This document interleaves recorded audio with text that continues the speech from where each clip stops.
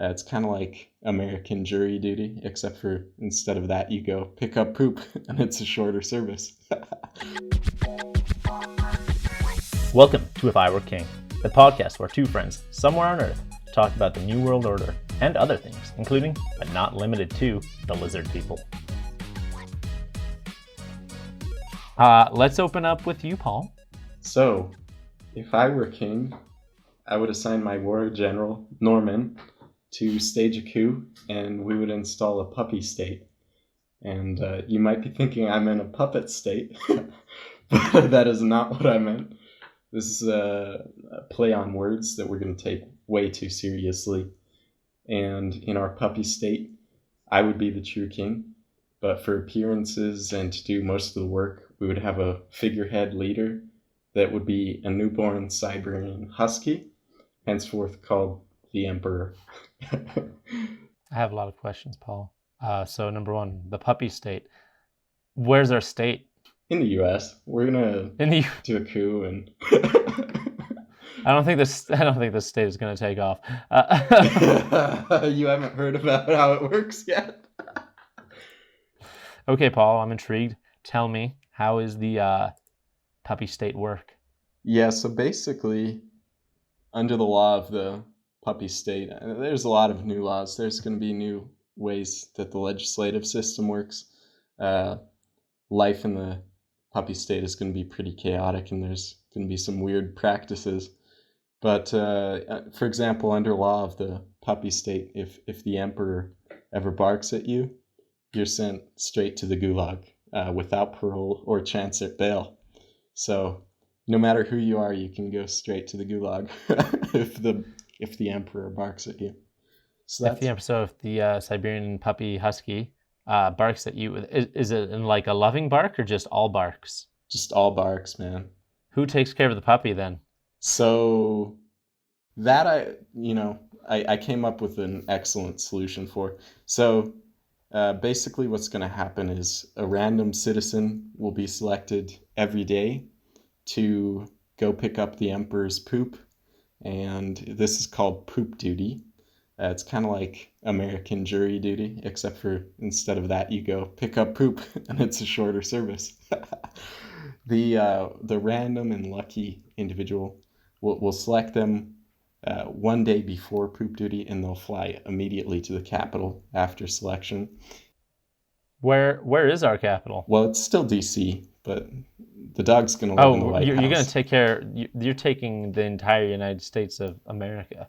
Yes. Into the puppy state. Okay. Yes, and basically, regardless of what that person is doing, it doesn't fucking matter. They're being flown out to DC to take care of this emperor and pick up his poop, and they're to be paid a salary of 1/10 of the retail value of the poop they collect. So that's how salary works for poop duty.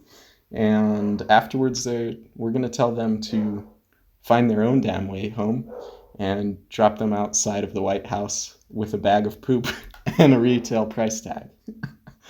And we'll have a special committee to price the poop, and highest bidder, man. You get a tag. Oh, is it because it's our puppy leader and it's highly prized? Anything from the puppy leader? Is that what you're saying? It's presidential poop, man. Or emperential of the emperor. Yes. Paul, how did you come up with this idea? What inspired you? Actually, at first I was like, we should do something. It'd be like, if I were king, we would just go do a coup in Russia and take over and install a puppet state. But then I thought it would be funny if we installed a puppy state. So and it just got very out of hand after that. So yeah, this is pretty much what happened. I gave some thought about how to make new laws in this society too. All right, tell me, intrigued. So first of all, puppy state is the modern day U.S. except with a puppy emperor. Yes. Cool. All right. And all right. So how's our puppy state work? Yeah. So Congress will still make the laws, yeah, but in order for them to get those approved by the new dictator, the canine dictator, they have to make their law the most appealing to the dictator. So they have to put scent and perfume and different things on their written scroll that they have to write. They have to write on an actual scroll. And they have to make it the most pleasant smelling one to the dog. And the emperor will go run and grab the first law that he likes, and that one will immediately go into law. It takes effect immediately. The second. So is this kind of like a battle royale kind of law? Like, who are there? Like some ministers or something that are like throwing scrolls, all of different potential laws, and then whichever one gets picked is the law? Yeah. So who are these lawmakers over here? Well, one person from Congress will have to go hide the scrolls in the room with the emperor, but they all have to be hidden well, and there's like a subcommittee that makes sure that happens.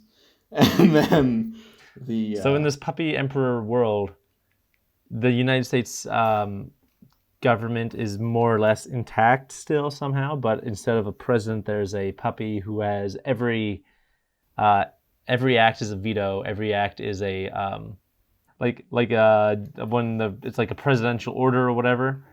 And it's pretty much executive orders, except for executive order. Yeah. Yes, except everything it does is a executive order. Right. Well, there's more to it than that. Yeah, there's quite a bit to it actually. So that's the case for the first one that the emperor selects. The second one is actually sent back to Congress for revision, and it could still become law if it gets sent back again and it's chosen by the emperor. But the third... This is a very complicated... So it's a free-for-all scroll pit, all covered in scents and whatever, bacon fat or something. Emperor Puppy picks one out, and then that's just for, all right, cool. Do people can people shoot down the law, or like does the law have to get passed but it can get modified? Is what you're saying? Well, any law that he chooses immediately that goes into effect. The second place one, it might be revised, and I see. It picks out multiple scrolls. Yeah. Okay. Because ideally, to make this make a bit more sense. So the third place one, the last scroll that he finds in the room, the authors of that one are going to be sent straight to the gulags. And okay. Yeah. We tell them... It's a lot of punishment in this new world. Yeah, dude, it's a rough new world, man. It's rough? Oh yeah. Oh, that's rough. But harsh world. In fact, the plan is to tell the legislators that they can get parole or bail from these gulags, but we're never going to let them get out of there. So that's actually how it's set up. And so another question, because you kind of started hinting at this, what happens if any of the scrolls are untouched? If they're untouched after 24 hours, its authors are just executed straight out. No. Wow. So how often? Man, this is a crazy fascist puppy state over here.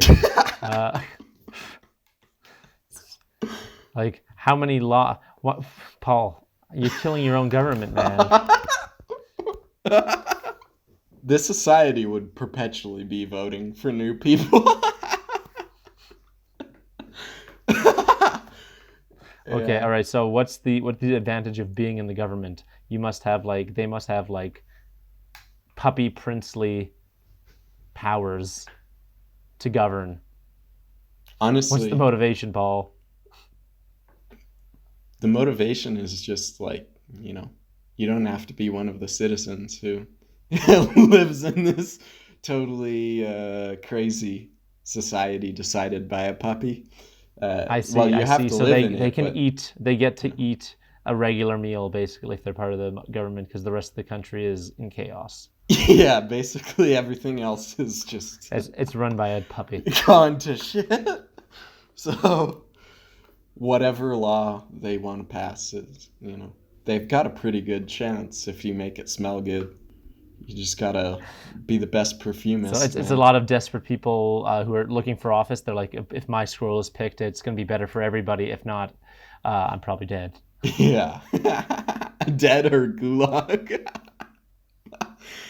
Yeah, so that's kind of what inspired it as well, is because we went with the whole gulag joke.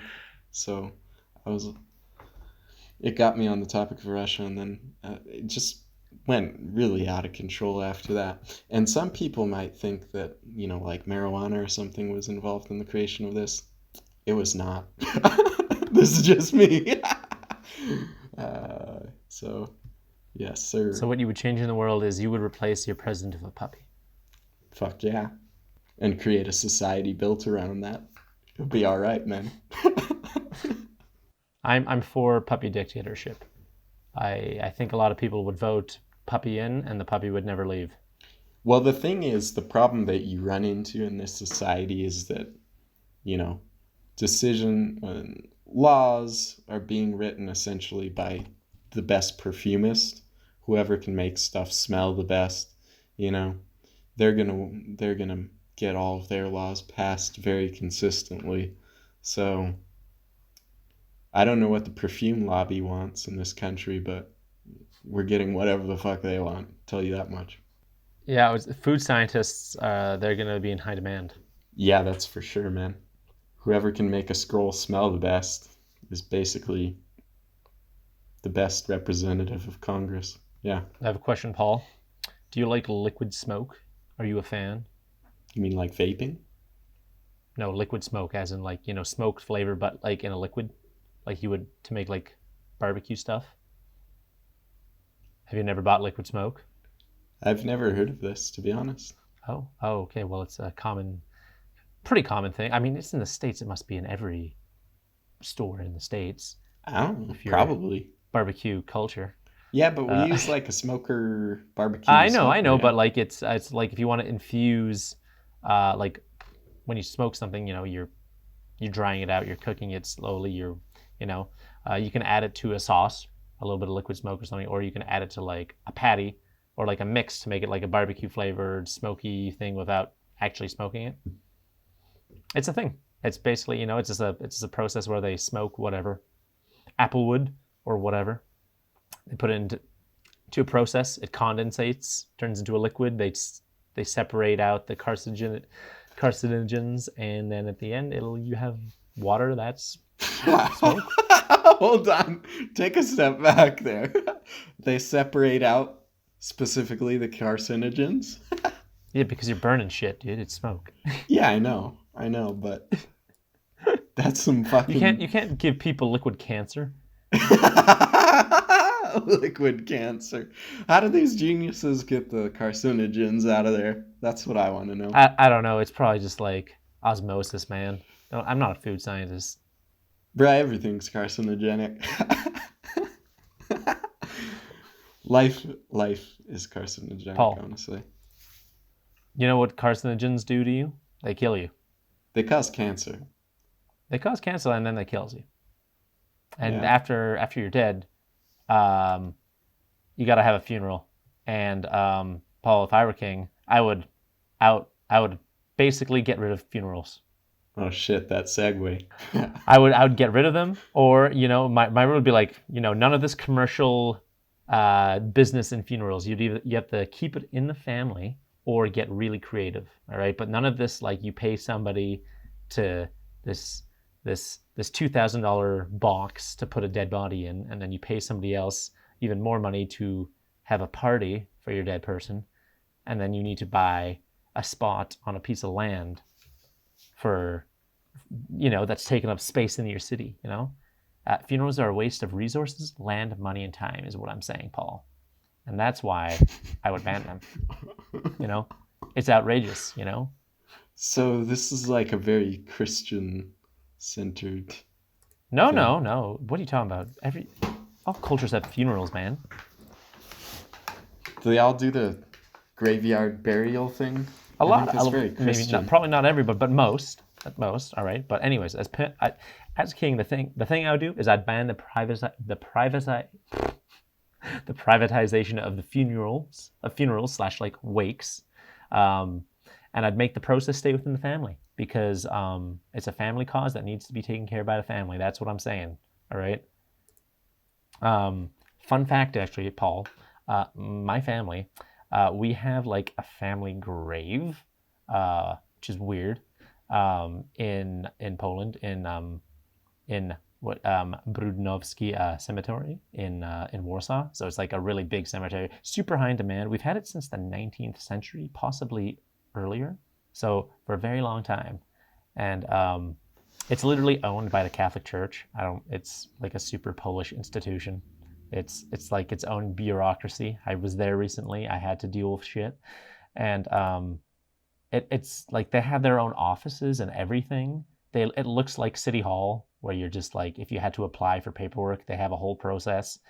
The only difference being that there are pictures of saints and the J Man himself all over the walls, but it's exactly the same bureaucracy as like a city hall office.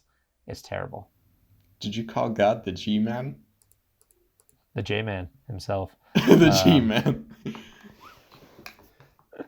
but yeah, anyways, so like I said, Paul, I'd get rid of all that process. All right, this would free up people so they could, keep it simple or go creative.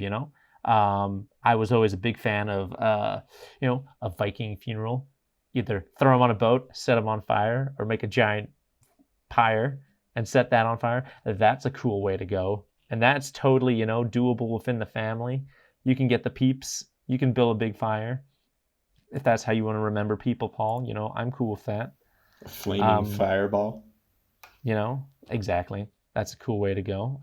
Cremation was a great step in the right direction to deal with this land problem, because like so many places, cemeteries are huge and we could use that for housing. Everybody could use some land for housing nowadays. Um, but still, the cremation wasn't enough, Paul. They made the box smaller, but they still used the land and they still the process of getting the people to be paid for just putting a body somewhere. They still kept all the other funeral BS. So yeah, I'd get rid of it, Paul. And yeah, what do you think about that, Paul? What do you think about getting rid of funerals? If I were king. I don't. I don't know where to start, Norman. I don't know what I'd do. I don't know what I'd do in this world. Like I'm not. It's not like an outright ban on funerals. It's just like the privatization of the funeral process. Yeah, you're not publicizing, but you're familicizing it. I'm keeping it within the family. Honestly, the problem is there's a lot of families that could not deal with this. They could not do this.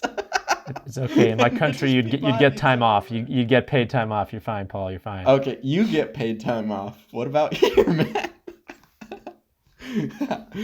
uh, I don't think the United States would give people time off We're for talking this. about my world, or not your American weird country Puppy that states. exists right now. All right. Yeah. So, Paul, are you a fan of funerals? Have you been to many funerals? Few. I not a super big fan or anything. But can't say I love the like I don't know. When you go to like a church for a funeral and it's just very focused on the religious aspect and a little bit less on celebrating the person.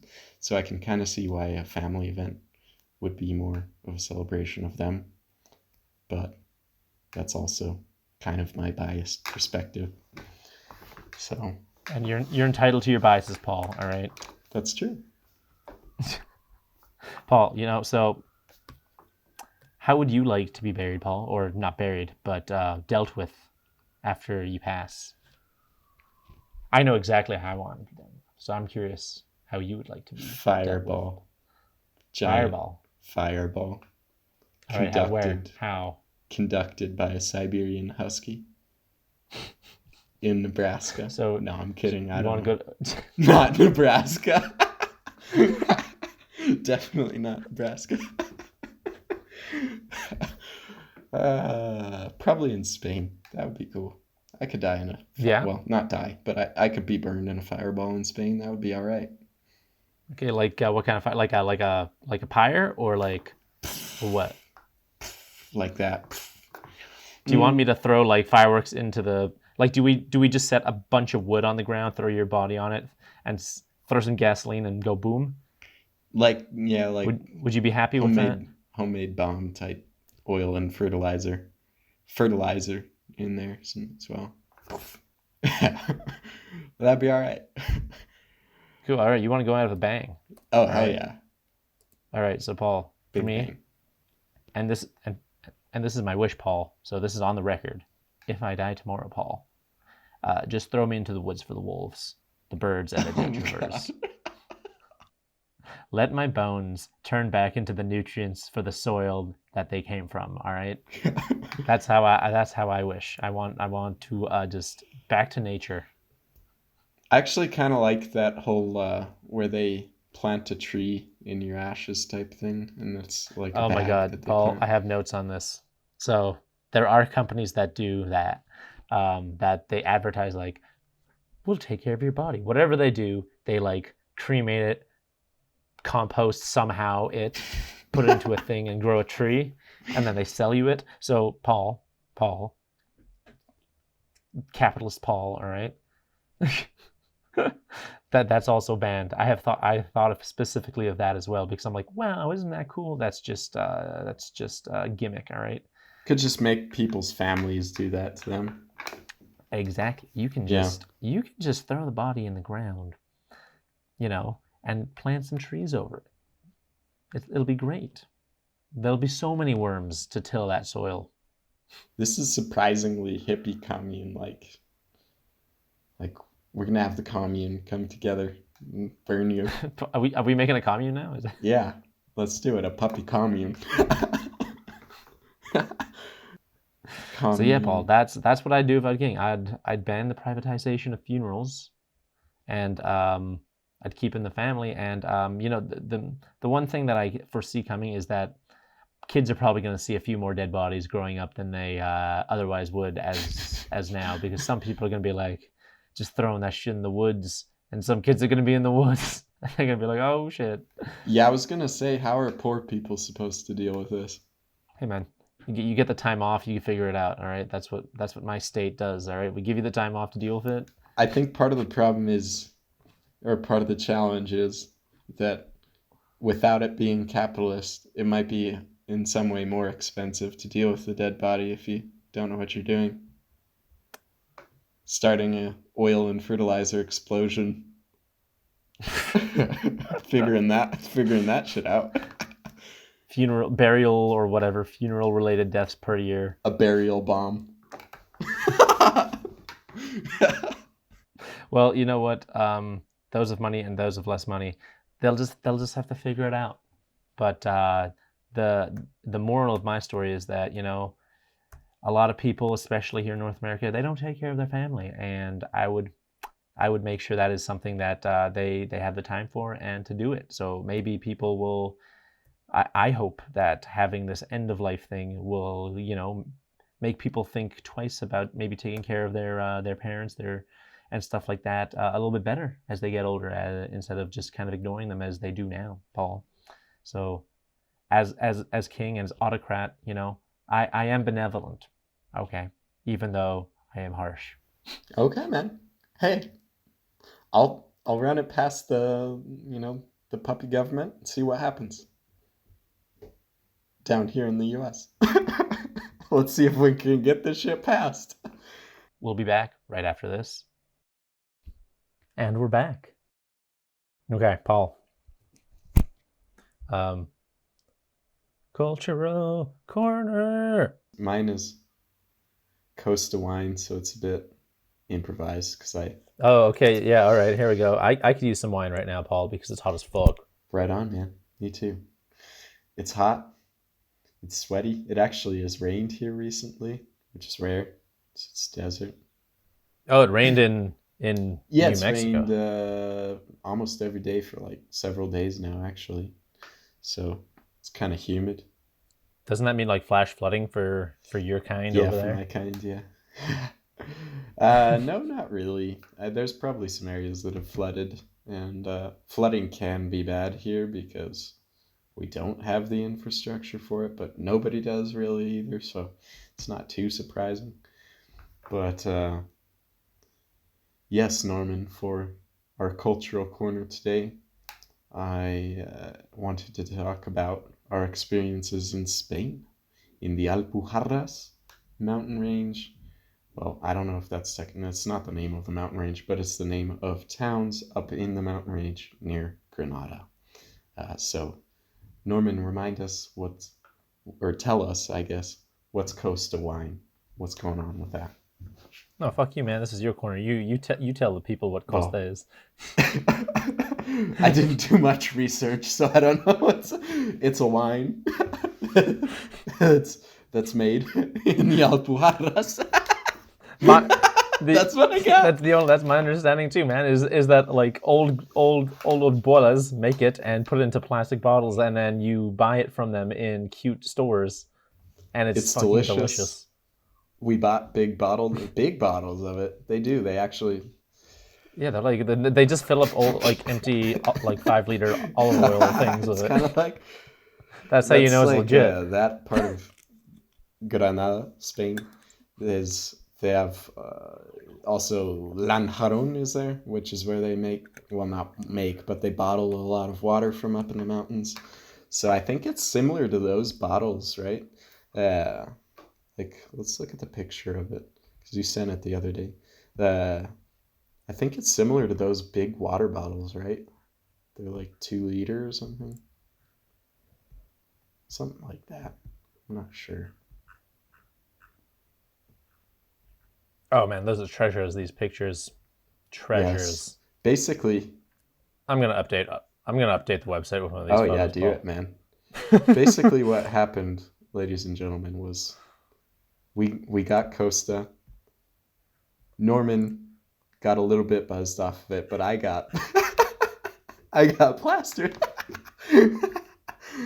And we have some pictures from back then, the good old days, of me just looking off into the sunset, like wasted. Oh shit. You were looking west. You were looking Yes, home. I was looking home because I needed to find a nearby bed and lay down in it because I was inebriated quite well.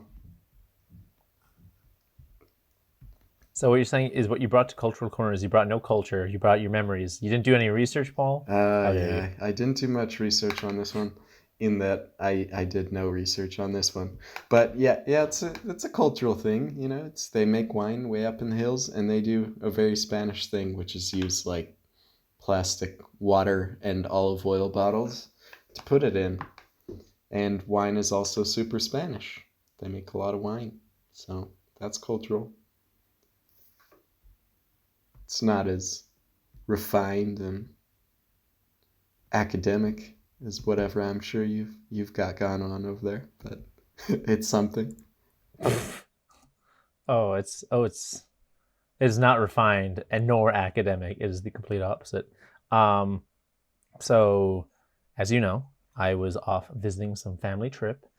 So I visited my family in Poland, and my favorite thing about going to Poland is because I always visit my mom's small town. It's called Krasnik. So the only way to get there is um, you're gonna have to take a small bus, and say, especially one of these like commuter buses between other small towns and the big cities. They're called bushiki.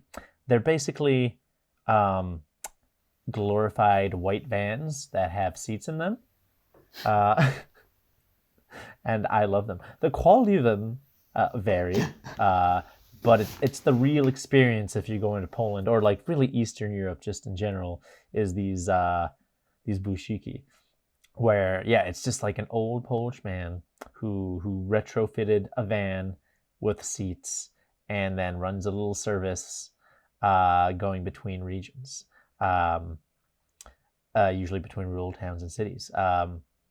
Good bushiki is what I can tell you is it'll be an old dude, and he's very comfortable in his own space. He's definitely smoking cigarettes. He's definitely blasting like Polish radio that for some reason plays outdated top 40 hits from 10 years ago mixed in with classic Polish rock, such as Lady Punk and Perfect. And in the front of the car, you'll always see like stuck to the window or something like little card-sized stickers of like the Virgin Mary or the J-Man or what other saint, or like maybe a photo of one of those hanging from the rear view mirror. It's a cramped bus ride. They're always cramped bus rides. They can last, between half an hour and 4 hours, depending on where you're going. And as a tall guy, it is tight. It is tight, Paul. But it's my favorite experience in Poland. All right, and if you ever go, you definitely need to go. And if you don't speak Polish, just figure it out. It's okay. You can do it. Go visit a cool rural place. Paul. That's my little corner of Poland that I like to share with people, is that you take the bushiki, not the big buses, not the Flixbus or whatever. Take the bushiki. There's going to be the schedule is going to be at a bus stop somewhere, at the beginning and the end, and then there are bus stops in between that you just need to know where they are. Right. You've got the departure and the arrival and the place that's biggest. Yeah. Gotcha. And the places in between, yes. You will not find this on Google Maps. Helpful. That reminds me of something else cultural, so I'll expand since I kind of botched mine. So there's this Mexican comedian who's hilarious. His name is Carlos Vallarta, and he, in one of his stand-up shows, it's probably like a couple of years old, something like that, but he said that in Mexico there are what are called minibuses, which are minibuses, and I'm familiar with this. Oh yeah, you've been on it while you were in Mexico City. So the minibuses, he says, basically, if you don't know what they are, it's because you're not moreno, which is like darker skinned.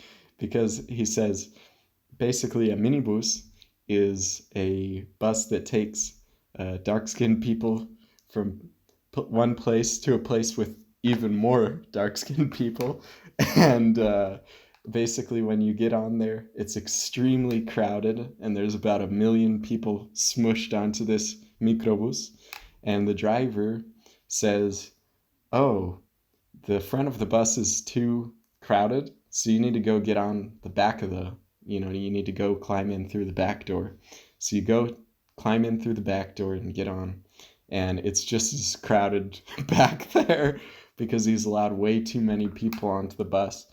And you pass your cash up to the bus driver, and it goes, and this is how he says it in the stand-up shows. He's like, it goes from Mexican hand to Mexican hand, from the back of the bus all the way to the front of the bus, and everybody has everybody is courteous enough to not just pocket the money. They all pass it up to the front of the bus, and when it gets to the driver, he says, I still need to give him his change. So he hands it back to the next person and the next passenger and the next passenger. And it goes all the way back to the person. And yeah, so that was his story about the micros. That's how it goes in Mexico. I love that. I love that. I don't understand why, like in Canada, and I guess it's the same in the States, where buses don't give change. Like they do it in Poland too. They do it in Mexico. I don't understand why they don't do that here in Canada. It doesn't make Yeah. sense. It's so. I love it. I love it. Yeah, I've been on those mini buses. They're fantastic. Not in Mexico City, like you said, but when I was in Yucatan, we would travel to some small middle of nowhere places because that's the only way how you could get there because that's how we travel. It's awesome. When'd you go to Yucatan? Weeks before the pandemic. Oh, okay. Gotcha. Gotcha. So, Norman, what more you got for us? Well, Paul, I hear you going on a trip. Well, a staycation type of thing more, so. Yes. A staycation. I know you told me a little bit about it, but tell me more. Where are you going? My friend is coming from Sweden, who we met, well, I met and you met once in Spain. She's coming here, and we're gonna do a lot of shit, man. I made a Google Doc with all the plans, but we're gonna do a lot of stuff in New Mexico. Some that people, You going like on a road trip kind of thing? well, like day trips, kind of more or less. There's a lot of things that you can go to Okay. just from where I am, within like an hour, two-hour drive and stuff. So, things that people may have actually heard of: Carlsbad Caverns, maybe. I don't know if you've heard of that. Not heard of it. It's a cave. What is it? It's a pretty cool cave. Cool. All right. There are caves in the Yes, desert. desert Okay. caves. Are they filled with snakes? That sounds like where snakes live, dude. No, there's bats though. Only That's in the all mouth right. of the cave though, mostly. So So where the fuck do the snakes live if you're in the desert? holes. If not, well, you're going into a hole, bro. This is a much bigger hole. I don't know, man. Yeah, it's a big. So you can fit more snakes, dude. Yeah, but it's like a asphalt path that you can walk down into the cave. I don't think snakes care that if it's asphalt or it's dirt. Yeah, man. but there's like people I walking think they in all care. day. They'd get trampled. Okay. Yeah. If you say so, Paul. All right. Yeah, no. Don't get snake bitten. Snaping? Snake bitten. Oh, I won't. I did it like 3 weeks ago. Not 3 weeks, like 3 months You ago. got bit by a snake 3 weeks Yeah. ago? What? No, I'm kidding. I went to Carlsbad like Okay, good. So you didn't get bit by a no, snake. unfortunately no. I don't Oh. know what that's like. That would have been a cool story. Yeah, it really would have. Yeah, you know, all bad times lead to good stories. Yeah, pain can be quite inspiring, man. It's weird the way that works. All right, so you're gonna go some caves. What else? What is in the great state of New Mexico? What are you gonna be doing? A lot of nature stuff, national monuments, national forests, national parks type stuff. What is a national monument? To be honest, I don't understand the definition of it because I always think of a monument as like, like a thing that somebody made out of stone and put a plaque on or something. But national monuments can be all sorts of shit in the U.S. I don't even know.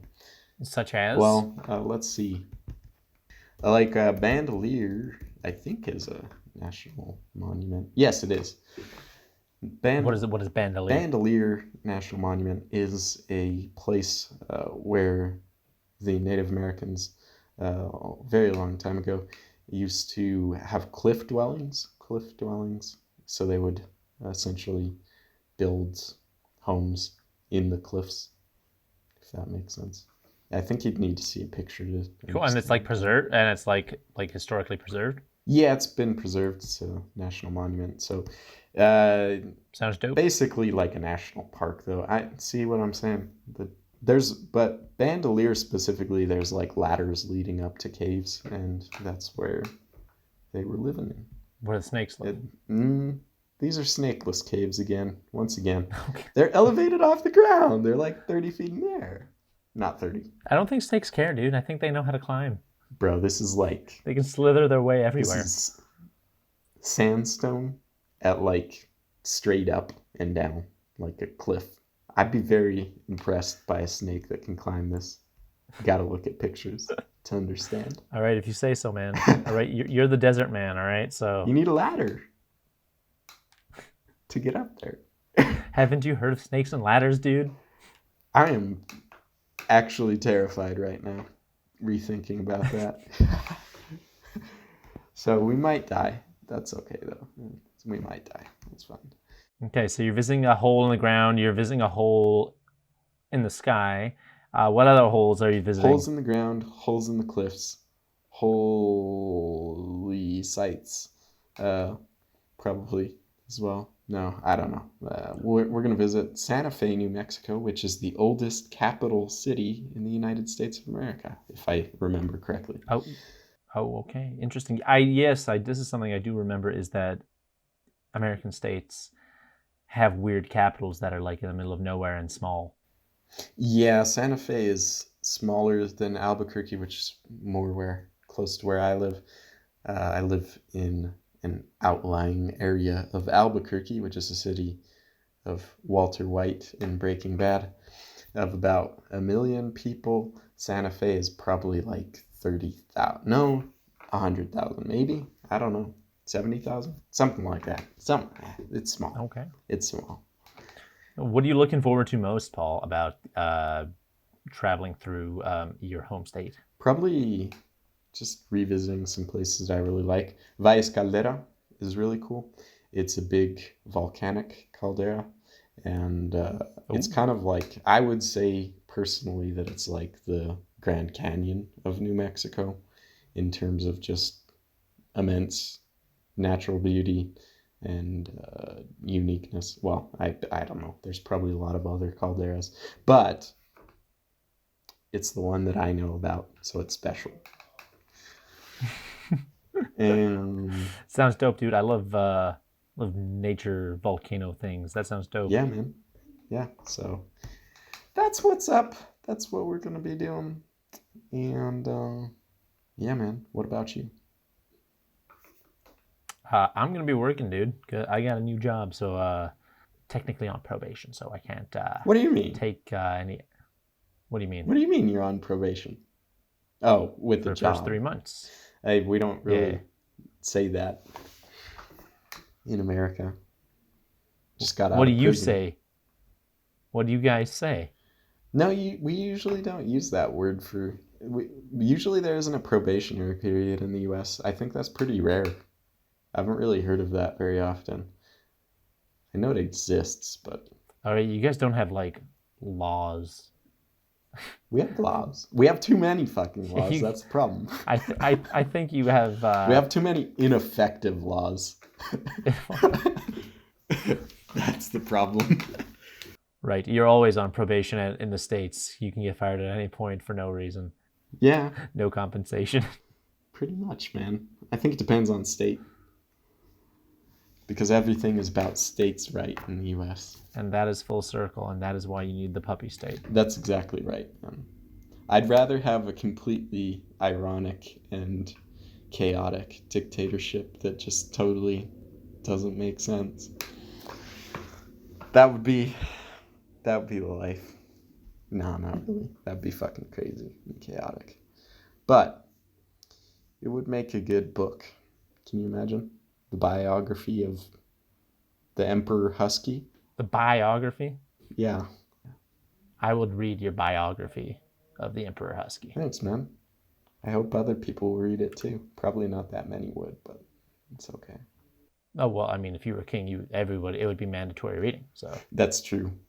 1st through 5th, man. 1st grade through 5th grade.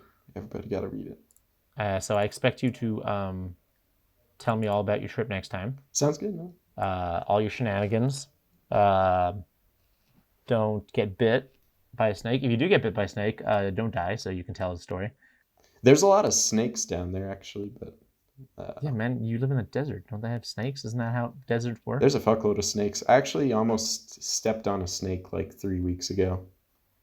It's this desert people thing, dude. Like It was most of the snakes will not kill you though. That one was like, I don't know. It was like 1.5 feet long, or in Canadian, probably like 45. Don't worry. I can do the 45 math. Don't centimeters? you worry. I don't know, something like that. Yeah, something like that. Yeah. In Canadian. Oh man. Poor US. We're just lagging behind on imperial metric stuff. Oh well, it's fine. It's fine. One day we will learn metric. Okay, great. So As always, you can contact us via email, iwerekingpodcast@gmail.com. We love to hear ideas, thoughts, feelings, what you would do if you're a king. We're always monitoring it. You can get us on Instagram at King of the World Podcast. You can get us on Twitter as well at. We look forward to hearing all of your stuff. Paul, do you look forward to hearing people's things? I look forward to it. Have we gotten anything yet? Man, you have access. Yeah, but I don't use, like, you know me, man. I'm not even barely on Instagram. Yeah, I do all the hard work. I know.